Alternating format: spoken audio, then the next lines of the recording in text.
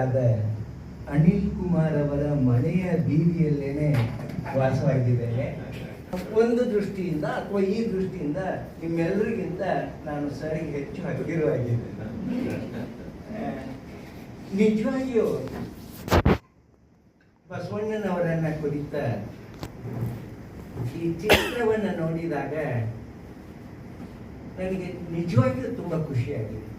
ಬದಲಾಗಿ ಜನಸಾಮಾನ್ಯರು ಬಸವಣ್ಣನನ್ನ ಹೇಗೆ ಗ್ರಹಿಸಿದ್ದಾರೆ, ಹೇಗೆ ಗಮನಿಸಿದ್ದಾರೆ, 12ನೇ ಶತಮಾನದ ಬಸವಣ್ಣ 21ನೇ ಶತಮಾನದಲ್ಲಿ ಈಗಲೂ ಇದ್ದಾರೆ ಅಂತಾರೆ, ಹೇಗಿದ್ದಾರೆ ಅನ್ನೋದನ್ನ ತೋರಿಸೋ ಪ್ರಯತ್ನ ಮಾಡಿದ್ದಾರೆ. ಸಮಾಜದಲ್ಲಿ ಸಾಮಾಜಿಕವಾಗಿ ಯಾವುದೇ ವಿಧವಾದ ಗೊಂದಲ ಮತ್ತೆ ಇದು ಹೋರಾಟಗಳು ಇರೋದಿಲ್ಲ.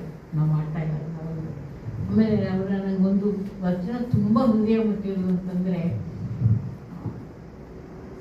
ತನಗೆ ಮುನಿದವರಿಗೆ ತಾ ಮುನಿಯಲೇದಯ್ಯ, ತನಗಾದಡೇನು ಪರರಿಗಾದಡೇನು, ಮನೆಯೊಳಗಣ ಕಿಚ್ಚು ಮನೆಯನ್ನಲ್ಲದೆ ಬೇರೆ ಮನೆಯ ಸುಲಭದ.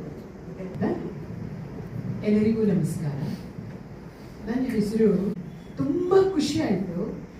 ಇಂಥ ಒಂದು ಇಲ್ಲಿ ಒಬ್ಬರು ಸಾಮಾನ್ಯರು, ಅವ್ರು ಯಾರು ಅಂತ ನನಗೆ ಗೊತ್ತಿಲ್ಲ.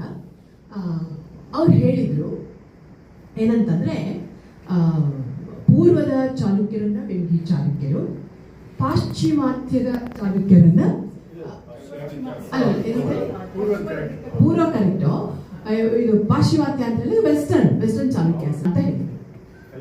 ಕಲ್ಯಾಣಿ ಚಾಲುಕ್ಯರು ಅಂತ ಹೇಳಿದ್ರು.